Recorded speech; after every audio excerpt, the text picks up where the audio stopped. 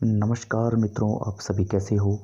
सन 2017 के REET second level सामाजिक अध्ययन का छोटा सा पेपर लेके आपके सामने उपस्थित हूँ मैं, और आपको बताना चाहता हूँ कि 2017 के अंदर ये पेपर आया था, प्रश्न आए थे। ये उन्हीं प्रश्नों पर आज हम चर्चा करते हैं, और ऐसे करके हम बहुत लंबी सीरीज चलाएंगे।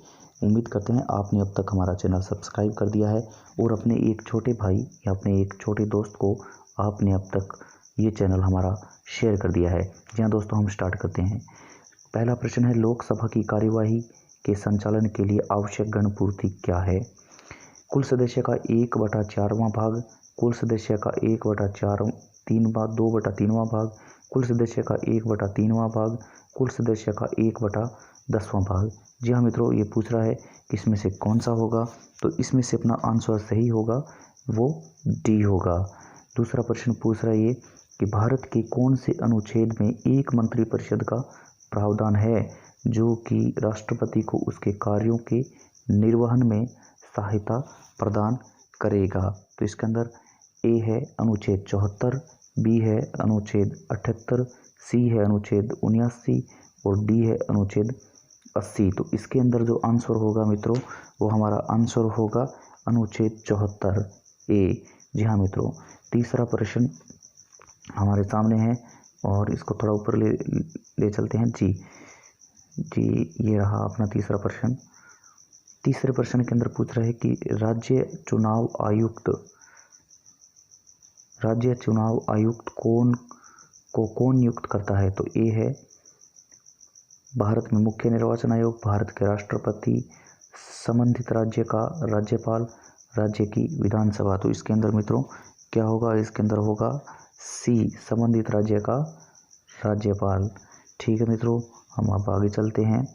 जी, आगे चलते हैं। 4 नंबर प्रश्न आता है हमारा, वो ये है कि भारत के सर्वोच्च न्यायालय के संबंध में निम्न में से कौन सा कथन सही नहीं है। यानी कि इसमें सही नहीं का पूछ रहा है ये प्रश्न को पहले ध्यान से पढ़ेंगे। संविधान की व्याख्या से संबंधित किसी मामले पर राष्ट्रपति न्यायालय की परामर्श मांग सकता है या मांग कर सकता है। बी है राष्ट्रपति द्वारा मांगे जाने पर सर्वोच्च न्यायालय उन्हें परामर्श देने हेतु बाध्य है। सी है राष्ट्रपति सर्वोच्च न्यायालय द्वारा दिए गए प्रमुख को मानने हेतु बाध्य नहीं है। और डी है सर्वोच्च न्यायालय के परामर्श अनुसार सरकार की प्रस्तावित विधेयक में आवश्यक संशोधन कर सकती है। तो मित्रों 4 नंबर में जो अपना आंसर रहेगा वो रहेगा बी, यानी कि राष्ट्रपति द्वारा मांगे जाने पर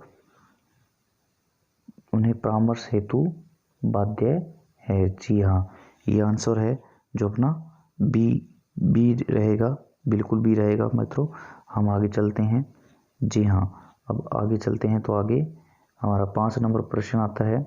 5 नंबर प्रश्न ये रहा पूरा का पूरा 5 नंबर प्रश्न। इसका एक भाग है जो नेक्स्ट पेज पे है, उस पर बात कर लेंगे अपन। जी, ये रहा 5 नंबर प्रश्न। भारत के राष्ट्रपति के चुनाव के निर्वाचक मंडल में शामिल है।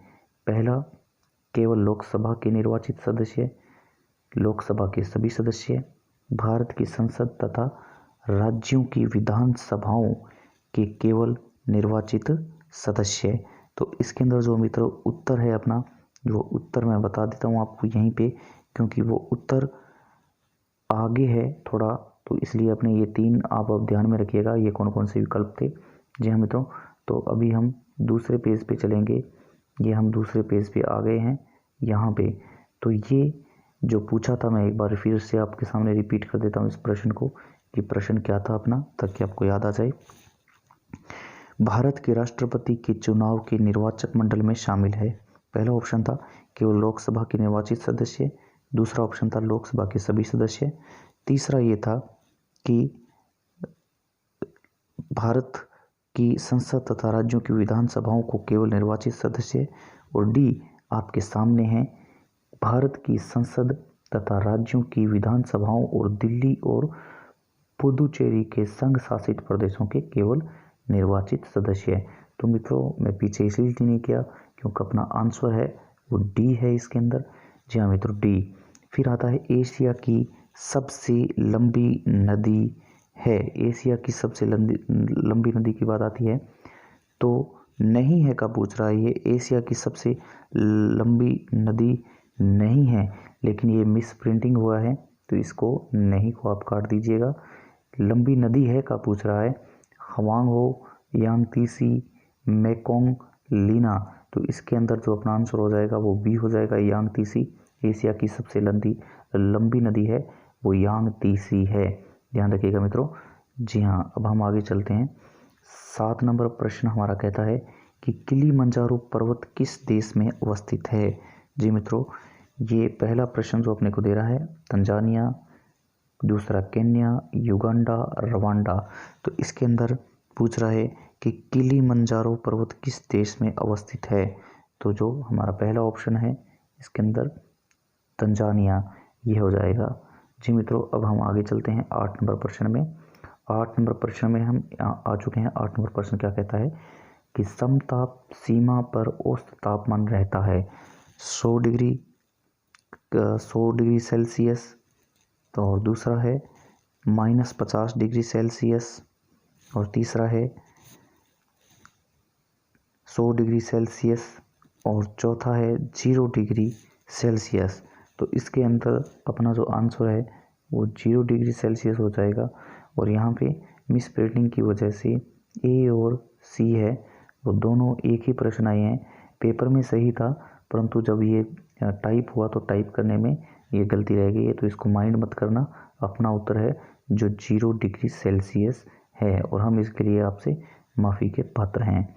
आगे चलते हैं। 9 नंबर प्रश्न क्या कहता है? 9 नंबर प्रश्न ये कहता है जी कि बेसाल्ट में, ये क्या कह रहा है? 9 नंबर प्रश्न कह रहा है, 1 मिनट मैं इसको थोड़ा सा सही कर लेता हूँ। जी हाँ, 9 नंबर प्रश्न कह रहा है कि बेसाल्ट शेल एक उदाहरण है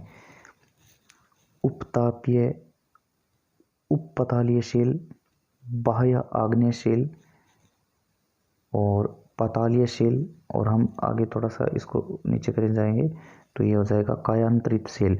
तो इसके अंदर आंसर क्या होगा हमारा? जी हाँ मित्रों, इसके अंदर आंसर होगा, आपने बिल्कुल सही सोचा, बी नंबर हमारा इसके अंदर आंसर हो जाएगा। अब हम आगे बढ़ते हैं। आगे बढ़ने के लिए हमें नेक्स्ट पेज पे जाना पड़ेगा। ये जी हम आगे नेक्स्ट पेज पर, और यहाँ पे हमारा 10वां जो प्रश्न था वो उसी पेज पर रहा है। तो ये रहा, हम 10वें प्रश्न के वापस आ जाते हैं। जी मित्रों, 10वें प्रश्न पे हम वापस आए। एक पोषक स्तर, एक पोषण, यहाँ पे कै की जगह न है, ध्यान रखिएगा। एक पोषण स्तर दूसरे पोषण स्तर तक उस ऊर्जा प्रवाह होता है। तो ये पूछ रहा है, ये प्रश्न आप ढंग से देख लीजिए, मैं इसको रिपीट कर दूंगा। वापिस हम चलेंगे उस पेज पे, तो ये पहले देख लेते हैं कि क्या कहना चाह रहा है ये। जी हाँ, ये है 15%, 5%, 10% और 20%। मैं एक बार फिर से आपके सामने प्रश्न है जो रख देता हूँ। एक पोषण स्तर दूसरे पोषण स्तर तक औसत ऊर्जा का प्रवाह करता है या प्रवाह होता है। तो इसके अंदर जो अपना आंसर है वो बिल्कुल आपने सही सोचा एकदम, ये 10% रहेगा, सी नंबर जो अपना आंसर था।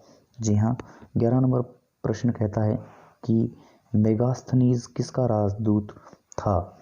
पहला सिकंदर, बिंदुसार, विल्सन, फॉलर्ट और सेल्यूकस।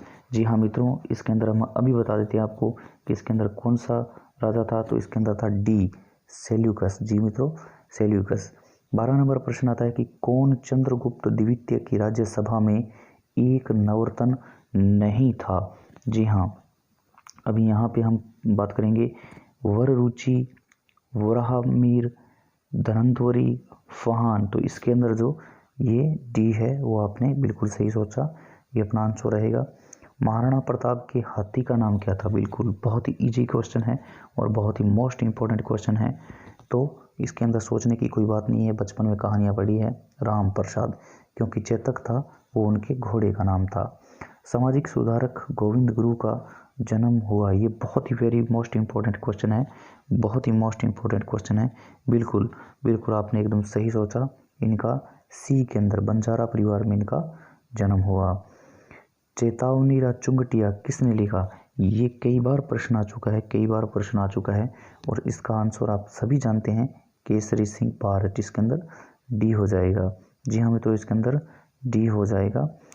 अब अपनी जो आगे का प्रश्न है वो क्या कहता है, जी हाँ ये रहा आगे का प्रश्न कि लंदन में वीर विनायक दामोदर सावरकर के लिए अध्ययन हेतु छात्रवृत्ति की व्यवस्था किसने की थी। बहुत ही इंपॉर्टेंट क्वेश्चन है, बहुत ही इंपॉर्टेंट क्वेश्चन है। और इसके अंदर आपने बिल्कुल सही सोचा, सुभाष चंद्र बोस ने नहीं की थी, रास बिहारी ने नहीं की थी, मोहन सिंह ने नहीं की थी, तो श्याम कृष्ण वर्मा ने उनके लिए आगे की व्यवस्था की थी, पढ़ाई जारी रहे। 17 नंबर प्रश्न कहता है कि मत्स्य जनपद की राजधानी थी, मत्स्य संघ की राजधानी थी जनपद की चंपा, विराटनगर, कुशीनारा, गोकुलपुरा। तो बिल्कुल आपने एकदम सही उत्तर सुना है, विराटनगर। कौन सा आंसर है, विराटनगर। बहुत ही शानदार प्रश्न है। और अब 18 नंबर प्रश्न की ओर हम बढ़ गए हैं।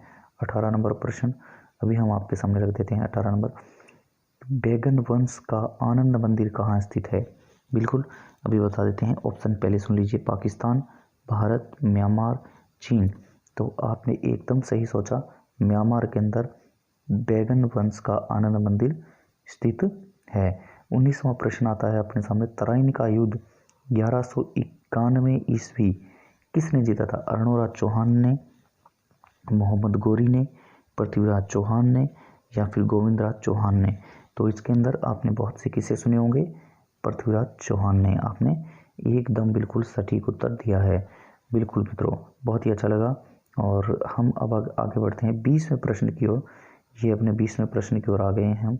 जी मित्रों, ये 20वां प्रश्न अपना 20वां प्रश्न कहता है कि राजस्थान का कौन सा नृत्य रूप 2010 में यूनेस्को की अमूर्त सांस्कृतिक धरोहर सूची में सम्मिलित किया गया है। जी हाँ मित्रों, बहुत ही इम्पोर्टेंट क्वेश्चन है। और ये आते ही सबसे पहला कालबेलिया नाम आता है, क्योंकि बाकी कच्ची कोड़ी से संबंधित नहीं है, भवाई से संबंधित नहीं है, और ये भी इससे संबंधित नहीं है। तो कालबेलिया आपने सुना है। हमें अब बहुत ही अच्छा लगा आपसे जुड़ के। आप बताइए आपके दिन की शुरुआत कैसी हुई।